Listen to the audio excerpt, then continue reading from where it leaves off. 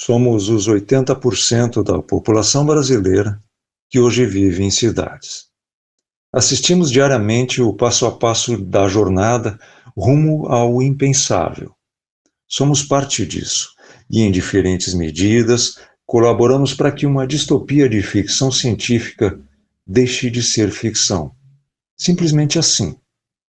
Quando conversamos sobre os extremos climáticos que um dia já foram ficção, estamos fazendo uma reflexão que chegou atrasada.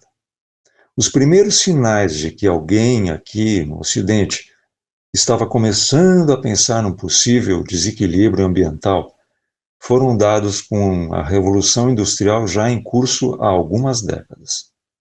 Isso foi lá em 1862, por um certo Thomas Huxley, que publicou um livro chamado Evidências do Lugar do Homem na Natureza, e um ano depois, por um outro camarada chamado George Marsh, que escreveu um outro livro com um título surpreendente, O Homem e a Natureza, ou Geografia Física Modificada pela Ação do Homem.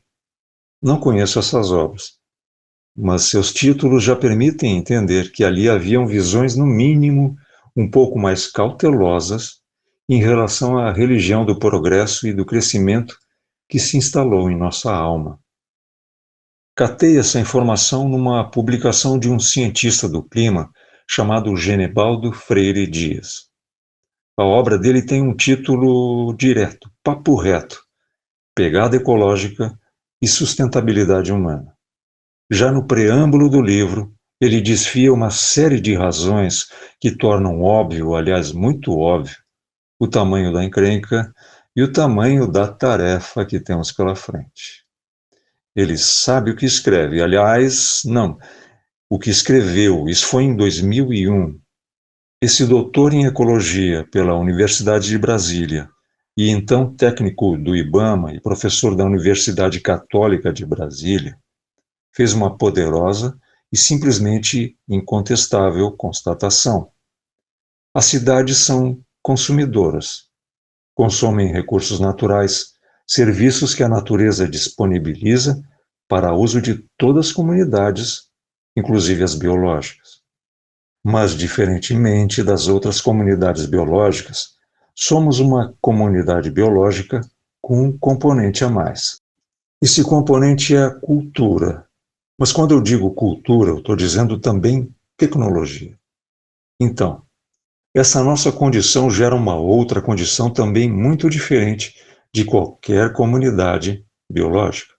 Qualquer comunidade biológica só encontra um certo equilíbrio com o ambiente quando o que ela consome dos recursos naturais é compatível com o que ela devolve.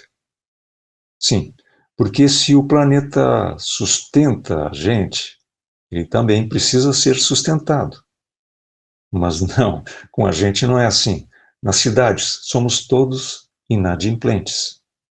Quase tudo que tomamos do ambiente na forma de água, ar, minérios, matéria orgânica e vida, devolvemos na forma de resíduos que a natureza não tem como aproveitar. Isso significa um déficit energético, uma conta no vermelho, uma dívida que, ao contrário de pagarmos para facilitar a nossa vida lá adiante, só protelamos. Ao consumirmos água, territórios, minérios, ar e matéria viva em nossos processos de avanço sobre a natureza, fomos devolvendo caliça, lixo, excrementos, ilhas de calor e impermeabilidade. Com isso, foi sendo lentamente desarmado o sistema de segurança que garantia um planeta mais seguro. Estamos, em suma, fincados nesses territórios urbanos num consumo crescente, que não admite limites, no sentido inverso da própria lógica do planeta. Nossas cidades são sistemas abertos cuja natureza é o crescimento. Crescimento ininterrupto, para frente, rápido, cada dia mais rápido, mais veloz. Mas vivemos dentro de um outro sistema que é finito. Começa e termina no mesmo lugar. Além dele e dos recursos que proporciona, não há mais nada. Afora isso, o lado de fora é inóspito, muito mais hostil. Lá fora, só com figurino de astronauta. Muito mais complicado, né? Então, está mais do que na hora de fazermos um cálculo muito honesto a respeito de nossa pegada individual sobre a superfície do planeta. Isso é da conta de cada um, mas é desigual. Só que cedo ou tarde, é uma conta que vai bater na porta de cada um. E isso envolve talvez alguns prazeres excedentes, plenamente dispensáveis. Quem sabe uma viagem de avião a menos, o cancelamento de um cruzeiro, o excesso de dinheiro aplicado em quem está precisando de uma chance, mas ainda não tem. Ao invés de investir em imóveis, investir em pessoas que lá adiante, ao invés de más notícias, poderão trazer as boas. E se a nossa situação não for assim tão abastada, mesmo assim o assunto continua sendo da nossa conta.